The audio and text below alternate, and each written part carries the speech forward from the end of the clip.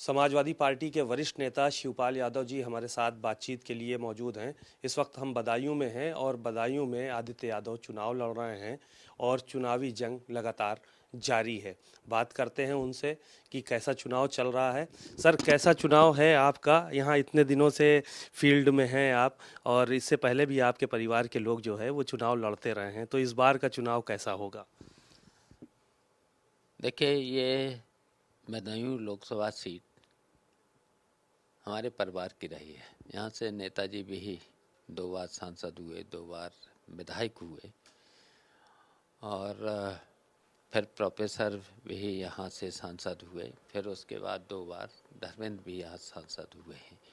और यहाँ पर देखिए, सभी वर्ग और समाज का वोट मिल रहा है समाजवादी पार्टी को, तो इस चुनाव में बड़ी जीत होगी। बड़ी जीत इस चुनाव में उम्मीद कर रहे हैं। ये परिवार की सीट आप बता रहे हैं, और विपक्ष का जो लोग हैं, जो नेता हैं, वो ये कह रहे हैं कि ये परिवारवादी लोग हैं, परिवार के लोगों को ही जो है वो चुनाव लड़ाते हैं, किसी दूसरे को बढ़ने नहीं दिया आगे। इस तरह के आरोप भी जो है वो लगातार मंचों से लगाए जा रहे हैं, चाहे बदायूं हो, चाहे मैनपुरी हो, और पूरे प्रदेश में हर जगह पर। तो देखिए, ये लोग वही लोग ये बात कह रहे हैं जिनके परिवार नहीं है। वैसे तो हमारा परिवार कोई थोपा हुआ नहीं आया, सब ने संघर्ष किया है और संघर्ष करते करते जनता ने जिताया है। और देखिए, तभी पूरे देश के लोग हमारे परिवार को तारीफ करते हैं और संघर्ष करके ये परिवार आया है। तो तभी हमारा नेताजी के नाम से हमारा परिवार देश में पहचाना जाता है। एक सवाल ये था कि जो सत्ता पक्ष के लोग हैं, यहाँ के जो प्रत्याशी हैं, भारतीय जनता पार्टी के लोग हैं, उनका ये कहना है कि समाजवादी पार्टी यहाँ से पे डरी हुई है। पहले धर्मेंद्र यादव ने सीट छोड़ी, फिर उसके बाद शिवपाल यादव ने ये सीट छोड़ी, और आदित्य यादव को अब बलि का बकरा बना दिया गया यहाँ चुनाव लड़ाने के लिए, कैरियर की शुरुआत में ही। ये बात जो है वो कह रहे हैं भारतीय जनता पार्टी के लोग। देखिए, ये हमारा रणनीति का हिस्सा था और इसमें चाहे देखिए आदित्य लड़े और चाहे हम लड़ते, चाहे कोई भी लड़ता, तो देखिए ये इनको पता चल जाएगा। 7 जून को इन्हें पता चल जाएगा यहाँ से कितने से जीते। और वो लोग कौन लोग कहते हैं, ये कौन लोग कहते हैं बताइए मुझे? वही लोग जिस दिन हमारा नाम यहाँ पर आया था, जिनके माथे पर पसीना ही पसीना छूट गया था, वो लोग कहते हैं। तो इसीलिए आप भी किनारा कर लिएगा कि पसीना ठंडा रहे उनका। देखिए, इसका रिजल्ट 7 जून को आ जाएगा, 7 जून को आ जाएगा।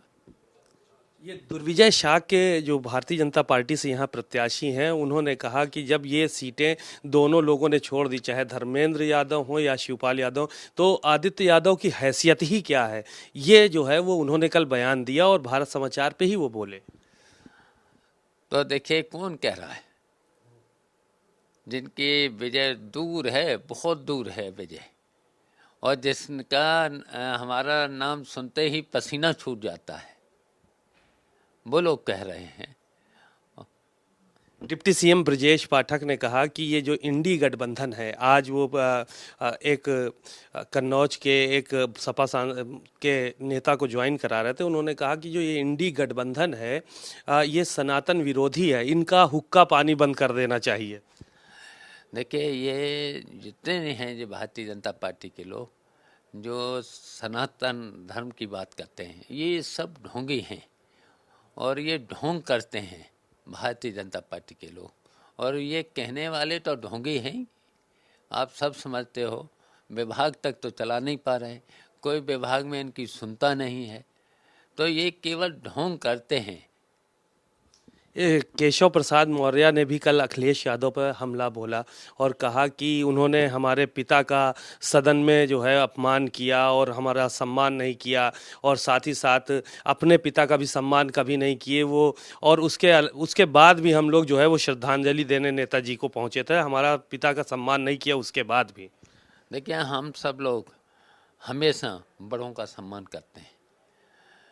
और आपने तो देखा ही, हमारे लोग जैसे ही कोई बड़ा उम्र का व्यक्ति होता है उनसे प्रणाम करते हैं, पैर बड़ा होता है पैर भी छूते हैं, हैं?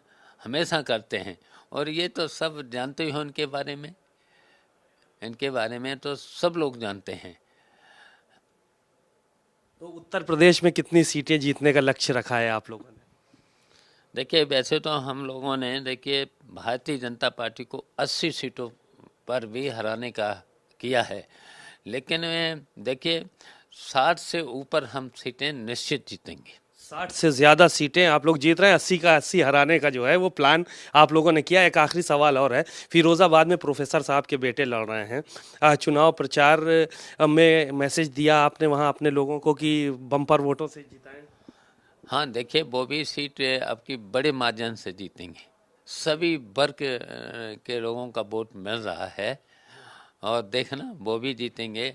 बदायूं भी देख लेना, हम बड़े मार्जिन से जीतेंगे।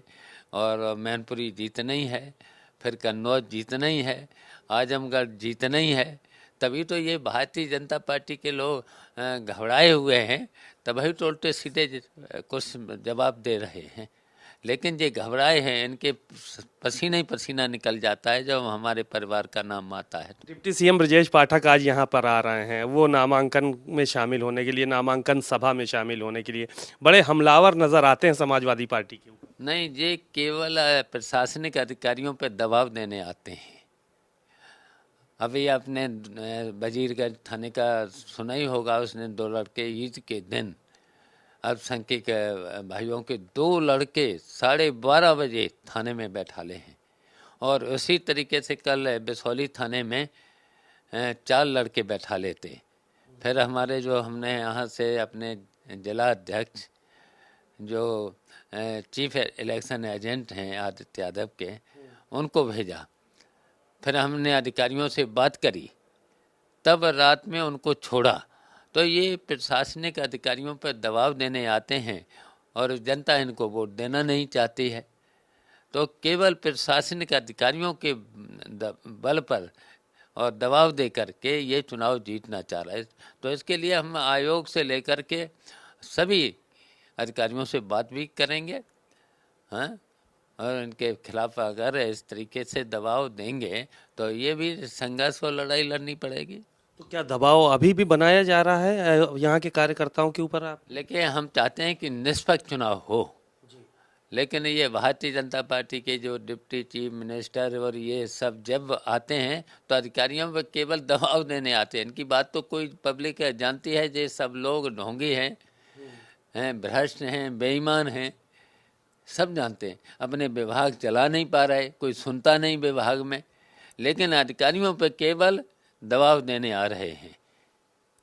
ईडी सीबीआई को लेकर विपक्ष के जो नेता हैं उन पे काफ़ी दबाव है, केजरीवाल जेल में हैं और विपक्ष पूरा कह रहा है कि ये लगातार दबाव बनाने की कोशिश कर रहे हैं। क्या आप लोग भी इस तरह का कोई दबाव महसूस करते हैं? देखिए, ईडी सीबीआई और इनकम टैक्स पूरा सबका दबाव है पूरे।